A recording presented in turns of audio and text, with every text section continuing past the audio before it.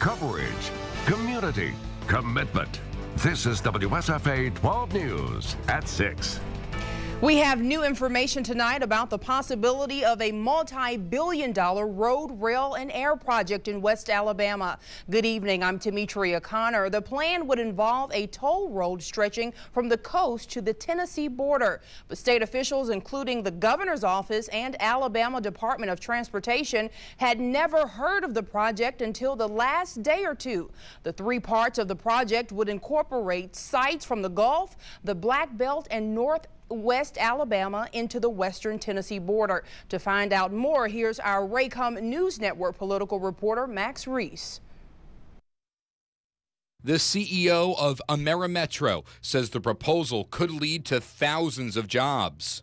The project is huge, but it's something that's doable. State needs it, country needs it, people need to work. Huge is an understatement. According to Matthias, the company is nearly ready to start construction on a 330-mile toll road from the Gulf up to Tennessee and a massive cargo airport somewhere between Birmingham and Montgomery, as well as a high-speed train terminal in central Alabama.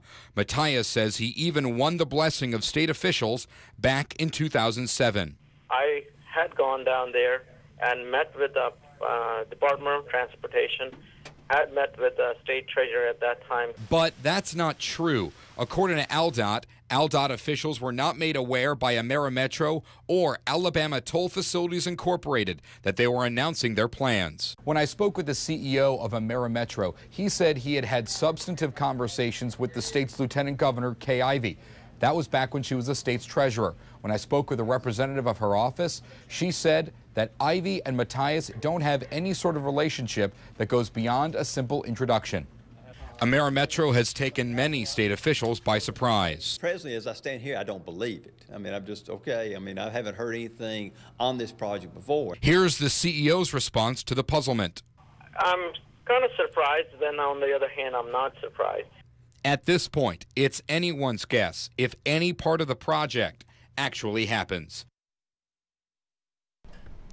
Thanks, Max. The Alabama Development Office, which would assist with this kind of project, has no knowledge of it either. Amerimetro says it could be finished in 5 years.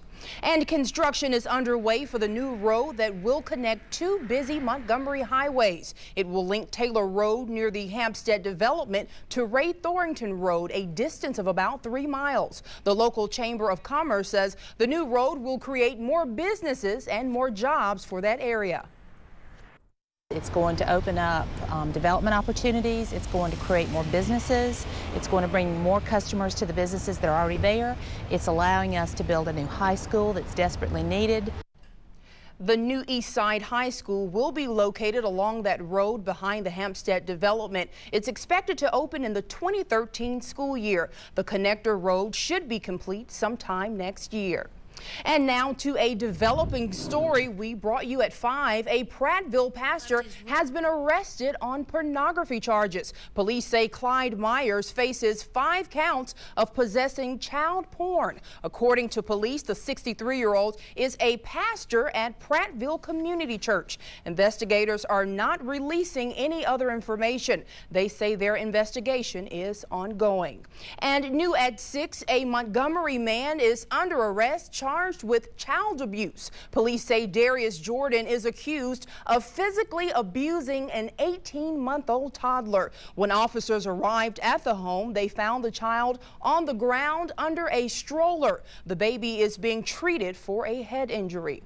And covering Elmore County, WSFA 12 News has received an overwhelming response to a story we brought you about military headstones vandalized at a local cemetery. It's been a week since vandals took 45 brass vases from Pineview Memorial Gardens. Tonight, WSFA 12 News reporter Jennifer Oravit shares some of those stories behind the names on the gravestones. Norman Wynn left his rural high school in Walker County at the young age of 18 to enlist in the U.S. Army during World War II. Wynn survived the Battle of the Bulge and the beaches of Normandy, fighting in Patton's Third Army. It always takes me aback when I think about what he did at such an early age. You know, when he was 18, to 22 years old, he was fighting Germans and you know, getting shot at. Wynn's son, Paul, was no doubt taken back during the 6 p.m. news when he saw his father's headstone was one of 45 vandalized at the Pineview Memorial Gardens. It shocked me, and you know, then I got concerned. Well, I really need to find out what's happened. Wynn says one of the only good things that have come from this, it's forcing him to think a lot about his dad, the man that he was, the service that he provided to the country, and the times they shared together. And my son looks just like that. Wynn agrees his dad would have given anyone this urn if it meant feeding their family. A message many of you echoed about your parents. Bonnie Luster writes, "My sister and I discussed today how proud our father was of the arrangements he had prepared for himself and our mother. I also remember the pride I felt in my chest when the marker was delivered and complete." He didn't drink, he didn't smoke, and he went to church, and he was just a good Christian man. Stolen vases, bringing to light the strength of a stellar generation who fought tirelessly for peace and freedom. Jennifer Oravet, WSFA 12 News.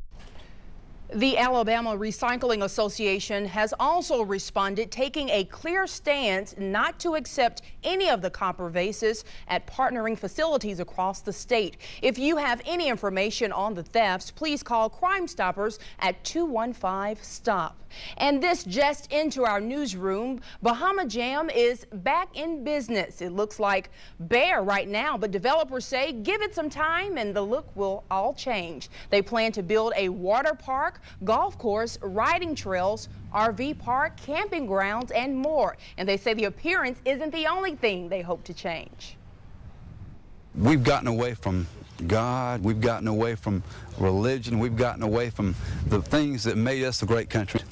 And the vision is to start slowly putting it back. And we put it back by having a place out here where everything is predicated on family and God and those kind of things. The first event planned for the Bahama Jam Farms will be October 29th. Mercy Me, along with other big names, will perform that day. The Family Pack Day starts at 9 in the morning. And from Montgomery, new information on downtown development plans. WSFA 12 confirms the city of Montgomery is offering a tax initiative to try and entice a grocery store to locate downtown. The incentive will give a 1.75% sales tax credit to a new grocery store locating within a 20-block area. The city is also conducting a study on the demand for other retail outlets downtown. News at 6 in Covington County. Op leaders say the renovation of the old train depot is the last missing link to complete its downtown renovation project. Op has already spent well over $1 million improving the sidewalks and adding landscaping along with better street lighting. The city planning director tells us the train depot is next up but won't be done anytime soon because there's no money to do it. Well, the city of Opp was founded on the railroad. The precursor to Opp was Poley, Alabama, which is just to the west of here. And it's in a low-lying flooding area, so they moved up on the hill, and then the railroad, L&N Railroad, decided to build a depot, which was a big deal in that time. It's estimated that it will cost around $200,000 to spruce up the depot. Op plans to apply for grant money for the project. And now to Decision 2012. He currently serves on the Alabama Court of Civil Appeals. But today, Judge Tommy Bryan announced he's seeking a spot on another bench. I'm here to announce my intention to seek the Republican nomination for Justice of the Alabama Supreme Court in 2012. Bryan believes his experience in the courtroom will help him uphold the law. For the last 6.5 years, I have worked diligently for the people of Alabama so that I have never reported a 6-month case. I believe in administering justice efficiently, but never sacrificing the integrity of the decisions out of haste. Bryan is seeking the seat that will become vacant with the retirement of Justice Tom Woodall. Currently, Bryan faces no opposition. And many of you have helped feed the hungry by donating food and money. But now the Montgomery Area Food Bank is asking that you help them in another way. And an increase in funds will keep traffic initiatives and checkpoints going. Where the money is coming from next.